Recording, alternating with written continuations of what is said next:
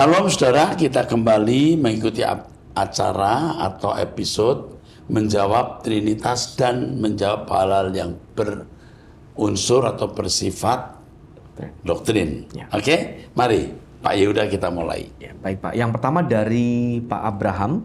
Oh ini masih bro ini ya, masih muda, usia 36. Dari Abraham usia 36, Abraham, usia 36 single, tinggal di Jakarta. Shalom Pak Eras dan tim, saya mau bertanya terkait Roh Kudus sebagai berikut. Ya. Yang pertama, kepada siapa Allah Bapa memberikan Roh Kudus-Nya untuk membimbing manusia mencapai standar moralitas seperti Yesus Kristus? Saya jawab dulu. Ya. Kepada umat pilihan perjanjian baru, yaitu yang percaya Yesus sebagai juru selamat. Terus. Ya. Apakah hanya kepada orang Kristen yang mengucap dengan mulut mengaku Yesus sebagai Tuhan saja? Ya, benar. Tetapi apakah orang Kristen itu mau hidup di dalam bimbingan Roh Kudus atau tidak, tergantung orang itu. Jadi kalau kita lihat orang Kristen kok kelakuannya lebih buruk dari orang non-Kristen, ya karena dia tidak hidup dalam bimbingan Roh Kudus. Dia menolak. Terus? Jika demikian, bukankah itu menjadi seperti mantra ya Pak? Mengucapkan dengan mulut. Artinya kalau dengan mulut mengaku percaya, itu hatinya pasti setuju bahwa Yesus juru selamat.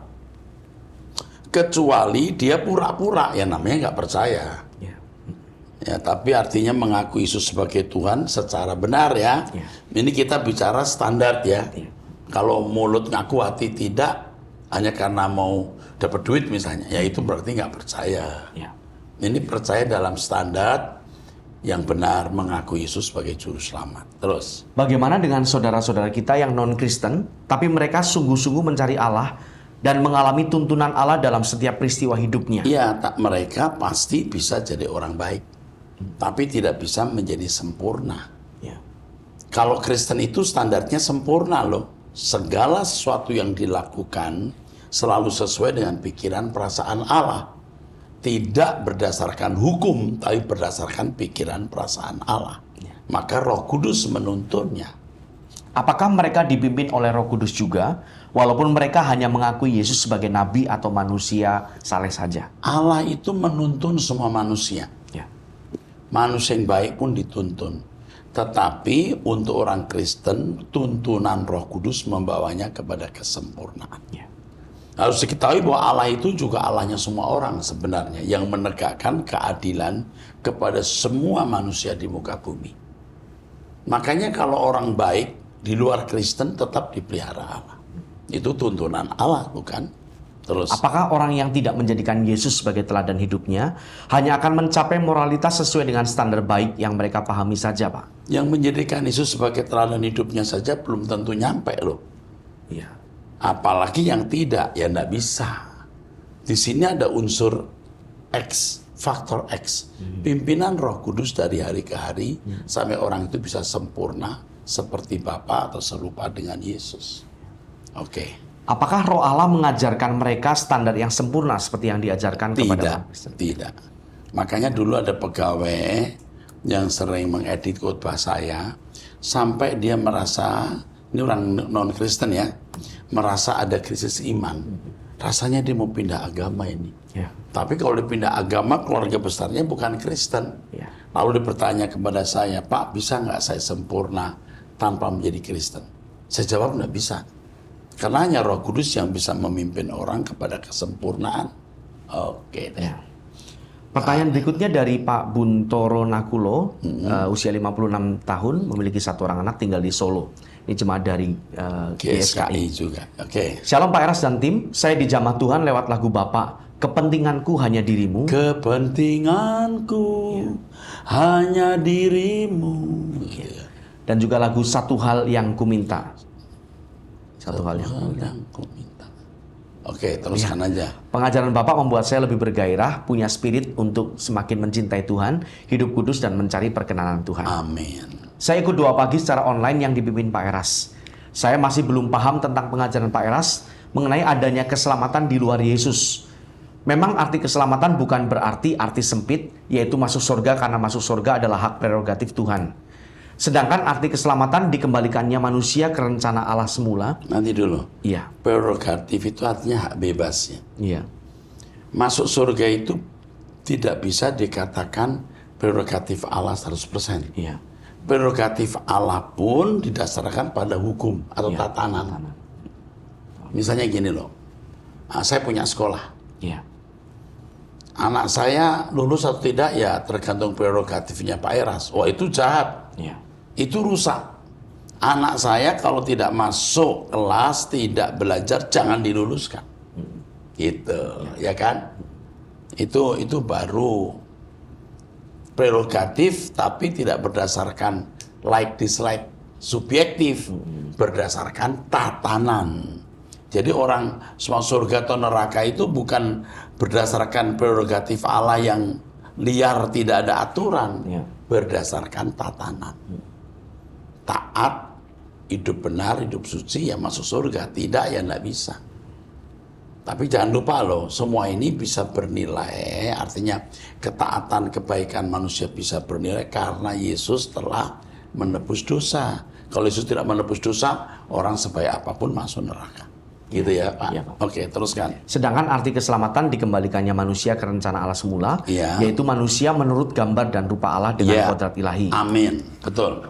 Setelah Adam manusia pertama gagal, diganti manusia kedua yaitu Yesus. Oke, saya mau ngomong dulu sebelum dilanjutkan. Ada keselamatan di luar Kristen. Iya. Di luar Kristus tidak ada. Jangan dibalik, ya. Jangan jangan dibalik, betul ya. Iya. Jangan diselewengkan. Silahkan. Ya. Orang kalau di media sosial ada kalimat orang bahwa Erastus mengajarkan ada keselamatan di luar Kristus, itu hoax. Itu bohong, tidak pernah diajarkan, tidak pernah saya mengajarkan begitu. Ada keselamatan di luar Kristen, itu pun bukan keselamatan model atau versi kita, beda. Hanya diperkenan masuk dunia akan datang. Orang-orang di zaman perjanjian lama itu tidak pernah mengenal Yesus Kristus. Mereka ada yang masuk surga. Dasarnya apa? Perbuatan baik. Oke, teruskan. Ya, baik. Jika dikaitkan dengan 4 ayat di bawah ini, yang pertama Yohanes 8 ayat 24a, karena itu tadi aku berkata kepadamu bahwa kamu akan mati dalam dosamu. Sebab jikalau kamu tidak percaya bahwa akulah dia, kamu akan mati dalam dosamu. Ketika Yesus datang ke Yerusalem, ke Palestina, dia berhadapan dengan orang-orang yang mendengar ajarannya. Yesus berkata, kalau kamu tidak melihat aku, ya tidak dosa. Atau kalau kamu tidak melihat, kamu tidak salah. Tapi karena kamu melihat, kamu tidak percaya, kekal dosamu. Ya. Jadi kalau orang di luar sana yang tidak pernah mendengar Injil, di pedalaman ujung mana, dihakimi menurut hukum yang dia pahami. Seperti dalam kitab Wahyu ada kitab-kitab yang dibuka, mereka dihakimi menurut kitab-kitab itu.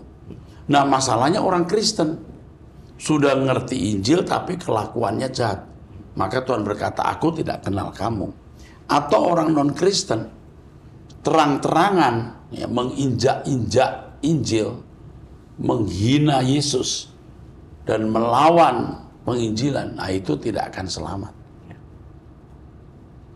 Nah kalau ada orang Kristen yang, maksud saya ada orang non-Kristen yang jahat terhadap kita, dia dasarnya jahat.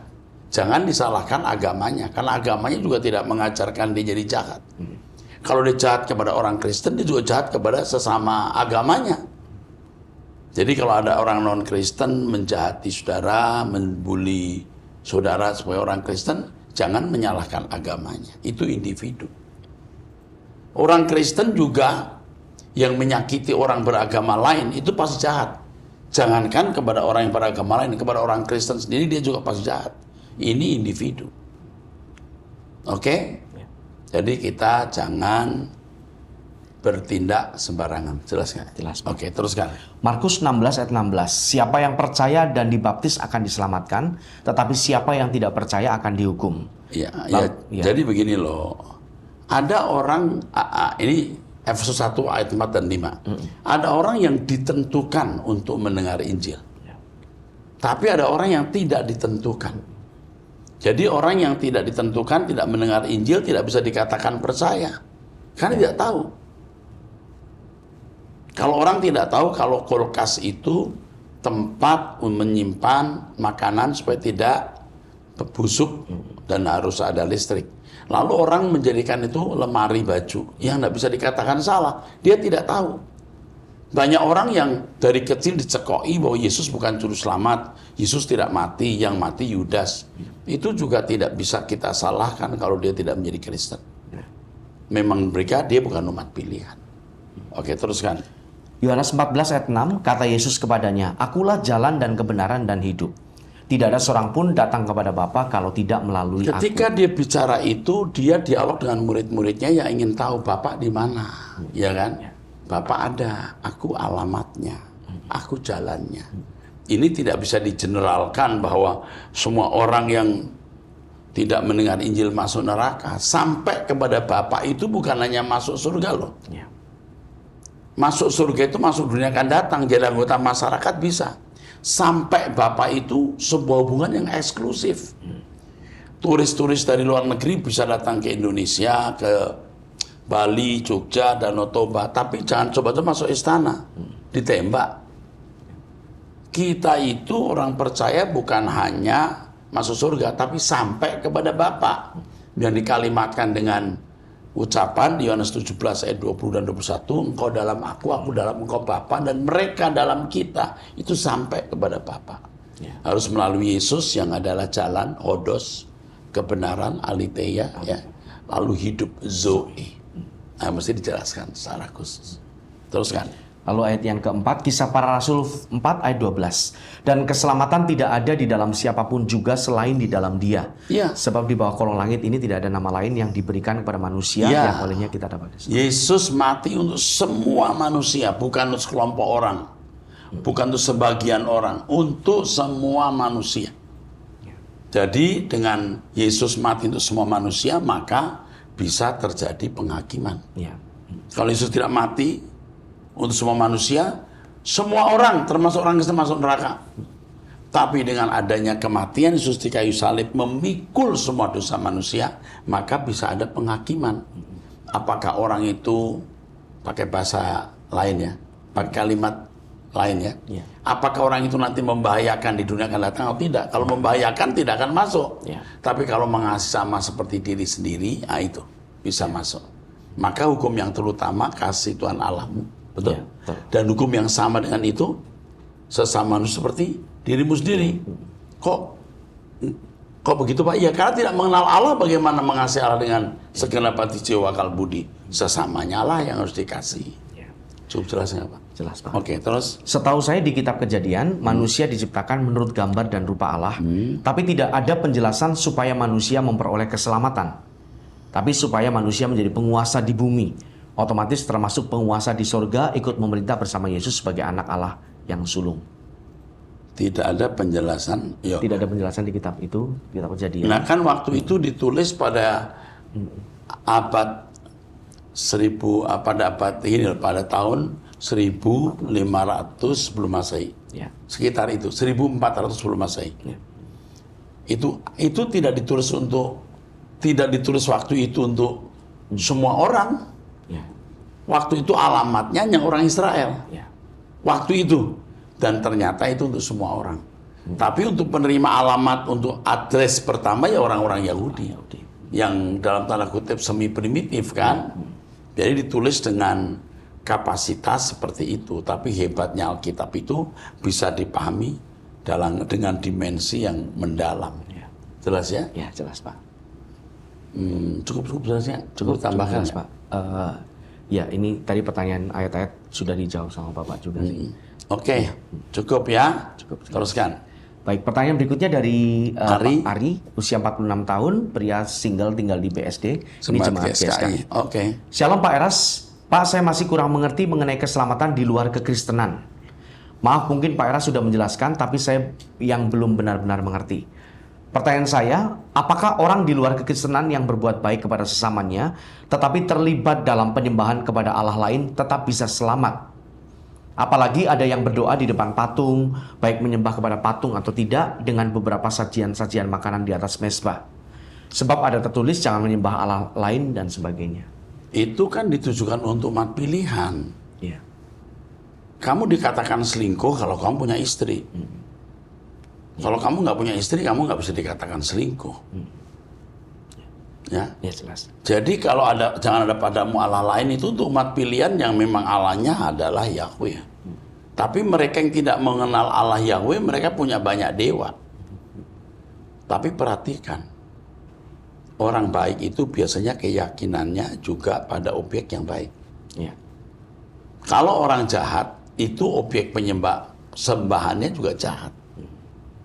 Nah, di sini ada misteri kehidupan yang kita tidak bisa tahu, ya. Jadi kalau istri cemburu, suaminya jalan dengan pria lain, ya boleh. Ya boleh, harus begitu. Nah, sekarang kalau wanita lihat pria jalan dengan wanita lain, pria itu orang lain, dia cemburu, kan lucu. Urusan apa kamu? Allah tidak perlu cemburu dengan mereka yang bukan umat pilihan. Oke, sementara itu dulu deh. Oke. Saya lanjutkan, Pak. Jika ada keselamatan di luar kepercayaan kepada Yesus Kristus, lalu apa urgensinya orang percaya memberitakan Injil? Masih di satu ya? Ini masih pertanyaan yang sama. Ini pertanyaan pertama, yang kedua. Jika ada keselamatan di luar kepercayaan kepada Yesus Kristus, lalu apa urgensinya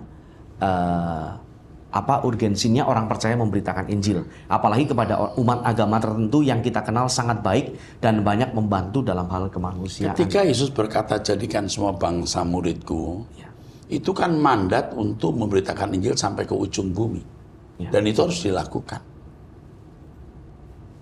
Namun demikian kenyataannya kan tidak semua orang mendengar Injil. Pada abad pertama itu saja hanya berapa orang yang bisa mendengar Injil. Sampai hari ini pun banyak orang yang belum pernah mendengar Injil. Beritakan Injil itu. Nah, kita sekarang bicara soal apa itu Injil. Injil itu kabar baik. Kabar baik itu bukan hanya Yesus Tuhan dan Juru Selamat diberitakan lalu orang percaya masuk surga.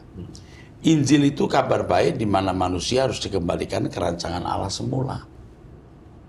Jadi tujuannya bukan sekedar orang beragama Kristen. Itu paham? Nah, apalagi kepada umat agama tertentu yang kita kenal baik, untuk apa bersaksi, untuk apa menginjil. Nah, mesti orang tahu apa yang dimaksud dengan menginjil itu. Menjadi saksi.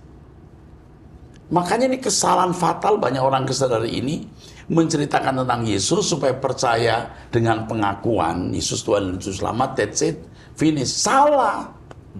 Mestinya jadi saksi bahwa ada anak Allah yang datang ke dunia, yang berhasil menjadi yang sulung, menjadi manusia sesuai gambar dan rupa Allah. Apakah benar ada yang begitu? Anda jadi saksinya.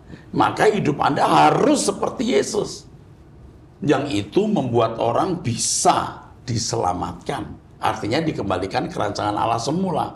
Bukan hanya menjadikan orang itu beragama Kristen.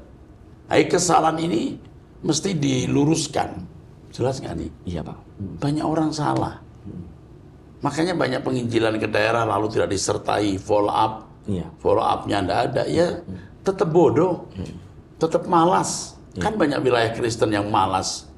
Pelanggaran moralnya juga luar biasa. Karena tidak mengerti bahwa pemberitaan Injil itu adalah dikembalikannya manusia ke rancangan semula untuk menjadi anak-anak Allah. Di satu daerah saya dengar dulu ya, ada seorang yang datang membangun gereja. Tapi pendeta ini melakukan pelanggaran moral. Gerejanya tutup. Lalu orang-orang situ jadi anti Kristen. Pada mulanya terbangun gereja. Tapi kalau tidak jadi saksi akhirnya rusak. Hari ini coba lihat di media sosial, pendeta-pendeta ngomongnya tidak santun begitu. Lalu borok gereja semua dibongkar. Ya kalau Tuhan suruh silahkan. Lama-lama orang nggak mau ke gereja. Lama-lama orang tidak mau percaya pendeta. Sekarang nggak ada pendeta yang benar. Semua juga dikatai buruk. Orang karismatik melawan orang non karismatik, orang non karismatik melawan orang karismatik. Setan bekerja. Nah makanya kita lihat teolog-teolog, dokter-dokter ini mannernya, mentalnya, moralnya rendah dari pernyataan-pernyataannya itu. Debat dengan orang yang beragama lain untuk apa? Dia perspektifnya beda dengan kita. Percuma. menjelaskan boleh. Tapi ternyata bukan penjelasan tuh. Ada kata-kata yang melukai. Kelihatan itu tajamnya dialog itu. Oke, teruskan. Ya, mohon Pak Eras berkenan untuk menjelaskan lagi konteks ini agar selaras dengan Markus 16 ayat 15 sampai 16. Lalu ia berkata kepada mereka, "Pergilah ke seluruh dunia, beritakanlah Injil kepada segala makhluk. Siapa yang percaya dan dibaptis akan diselamatkan, tetapi siapa yang tidak percaya akan dihukum." Oke. Iya. Pada waktu itu kan Injil belum kemana-mana. Iya. Beritakan ini. Yang percaya dibaptis selamat. Percaya itu pun harus dijelaskan loh. Iya. Percaya itu bukan hanya dengan mulut mengamini atau pengaminan akali atau persetujuan pikiran. Percaya itu artinya menyerahkan diri kepada objek yang dipercaya, pisteuo. Yang waktu itu kalau orang berani percaya, disembelih dia. Iya. Hartanya diambil. Bukan seperti hari ini yang lahir sudah jadi Kristen, ngaku percaya, beda. Iya. Ya, dibaptis dan selamat. Berani dibaptis itu pertaruhannya nyawa. Iya. Sekarang nggak ada pertaruhan. Apakah berarti nggak ada pertaruhan? Ada. Kamu harus berbeda dengan dunia ini. Kalau tidak berbeda dengan dunia ini, karaktermu masih sama seperti dunia, wah bukan mempelai Kristus, mempelai dunia. Dan tidak masuk surga juga akhirnya. Oke, jelas. Ya, jelas. Terus. Ini ayat yang senada dengan tadi, Matius 28 ayat 18 sampai 20. Ini Pak Ahmad Sama Agung, atau kan menyertai? Ya sama. Jadi memang Injil harus diberitakan. Iya. Tapi harus mengerti apa itu Injil, apa itu bersaksi. Ya, bersaksi bukan hanya cerita tentang Yesus, kehidupanmu membuktikan bahwa memang pernah ada anak Allah turun ke bumi yang menjadi yang sulung dengan kelakuan yang serupa seperti Bapa, sempurna. Maka Yesus juga berkata kita harus sempurna seperti Bapa. Oke, teruskan. Bagi kita umat pilihan, kita dibenarkan karena iman dan perbuatan, sehingga harus kudus dan sempurna. Oke, dibenarkan itu artinya dianggap benar ya. Iya. Bukan berarti sudah berkeadaan benar-benar benar ya. Iya. Oke, terus. Apakah orang yang sudah berusaha hidup kudus, tapi meninggal dalam keadaan belum sempurna, tidak diterima oleh Bapa? Ya, di sini ada grade. Iya. Makanya ada grade. Ya. Dan saya tambahkan, tidak mungkin Tuhan memanggil seseorang dalam keadaan tidak siap dipanggil. Ya. Iya. Pasti Tuhan akan manggil orang-orang percaya dalam keadaan yang siap dipanggil, walaupun grade-nya mungkin tidak tinggi karena tidak bertumbuh secara benar. Iya.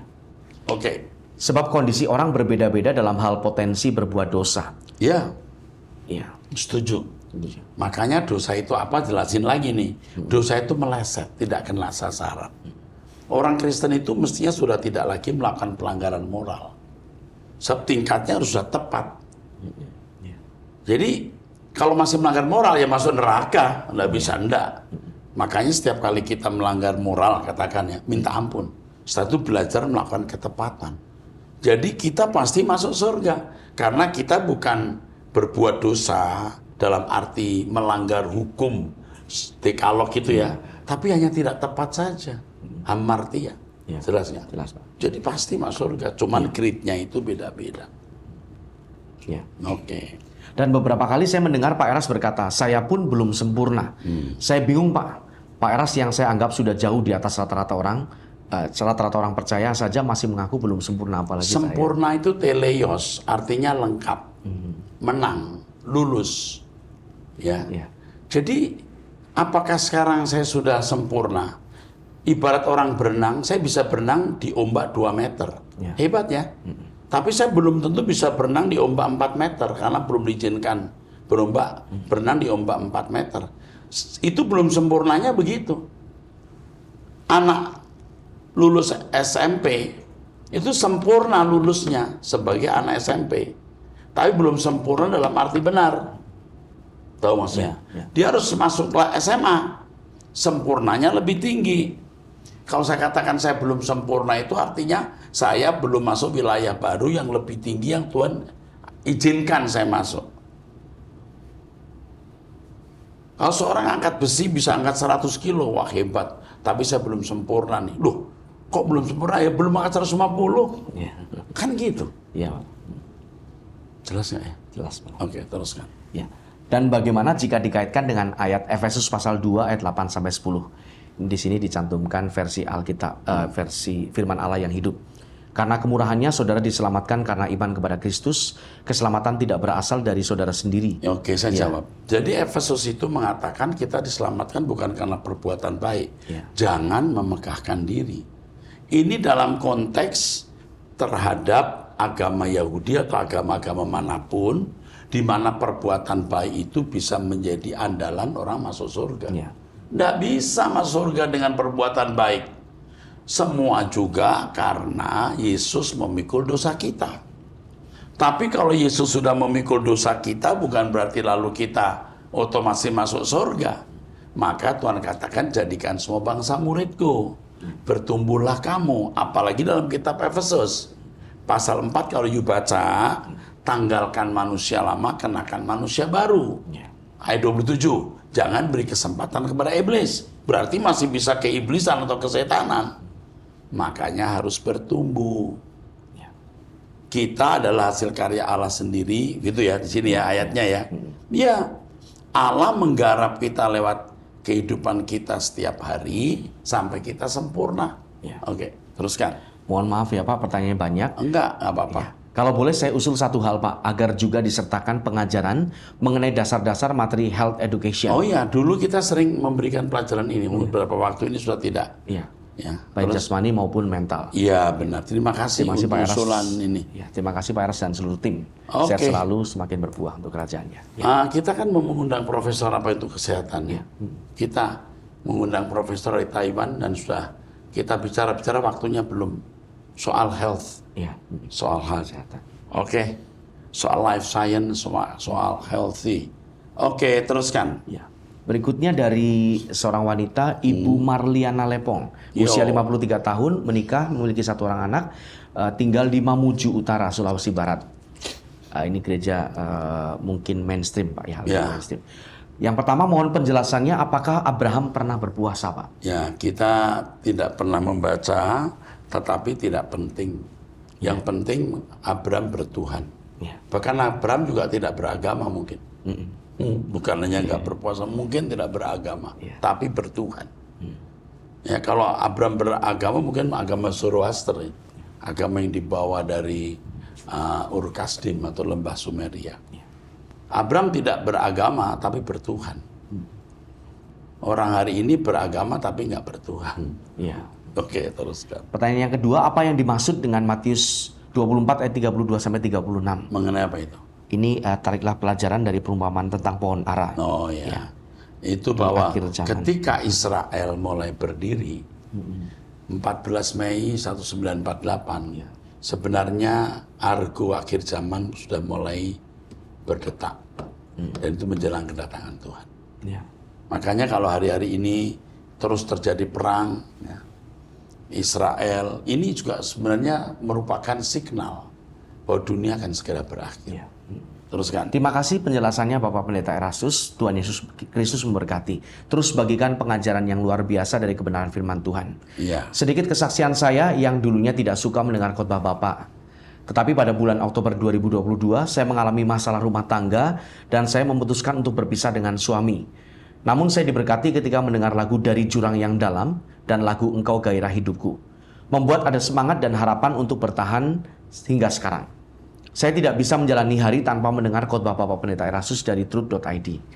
Izinkan saya menjadikan Bapak Pendeta sebagai Bapak Rohani kami. Amin. Terus maju Bapak Pendeta Erastus, Bapak Rohani kami. Tuhan Yesus Kristus memberkati. Amin. Terima kasih. Kami sangat diberkati lewat khotbah Bapak Pendeta Erastus dan pengajaran melalui truth.id yang sangat mengubahkan hidup saya pribadi. Amin. Menguatkan kita kesaksian-kesaksian ini. Cerita 46 sudah selesai. Kita akan mengikuti nanti next episode. Trinitas yang ke-47. Sampai jumpa, Tuhan berkati.